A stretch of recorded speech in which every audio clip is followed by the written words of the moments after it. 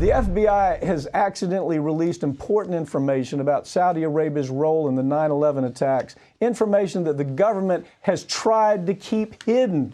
Now, okay, we know this. We know the royal family. All the track goes right to the royal family. They knew what was taking place. They actually engineered bank accounts. They engineered places for people to live, for the Saudi Arabian terrorists where they could live. This has their fingerprint all over it. The FBI tried to hide this from the families of the 3,000 people who were murdered. All these people want to do is be compensated for the murder of their mother or their father or their child. They want to be compensated.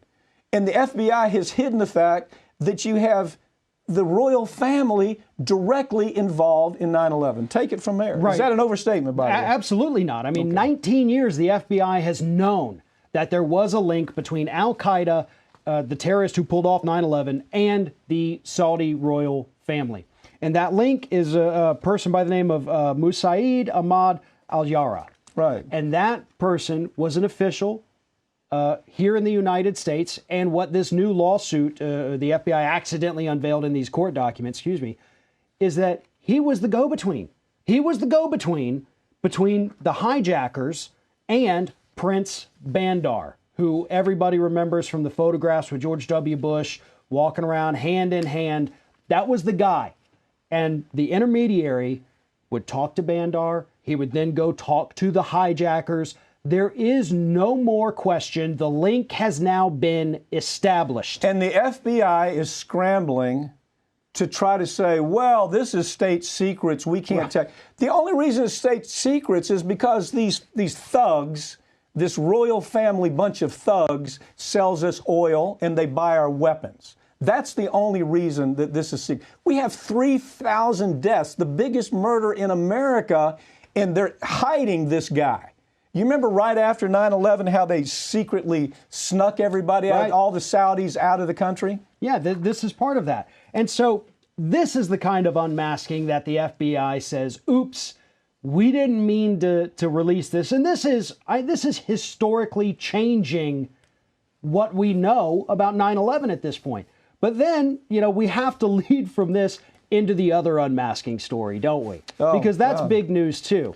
And what we're finding out there is that sometimes the FBI releases information not accidentally, but intentionally. Yeah. And so it's an organization that has no trust, no integrity whatsoever. Why are progressives not reacting to the fact that on the Comey, Brennan, Clapper story? Let's assume that Flynn did something. He had a bad conversation. Let's assume that that's the case.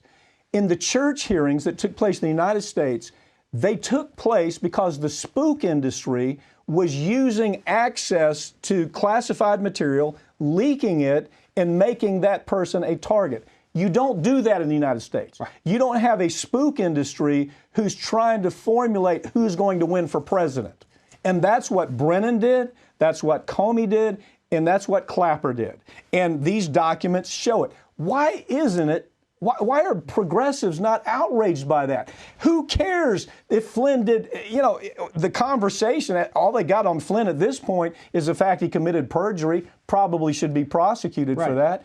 But the real point here is you have the spook industry that's trying to manipulate the president of the United States. It's an ugly story, man. What's interesting to me is the fact that you had, since the first day of the Patriot Act, Democrats, progressive liberals were all anti this whole intelligence apparatus. But then suddenly they come out and say, hey, we're investigating Trump now. And then you saw this immediate shift where these same people who knew that these agencies were bad faith actors. Right. But now they're cheering them. They're cheering people like Brennan, who 5 years before it, they were calling for him to go to prison. Can you imagine if George Bush had released information about Obama through his spy agency? Right. I mean, these progressives who don't seem to think, hey, this is not a problem. Jesus Christ.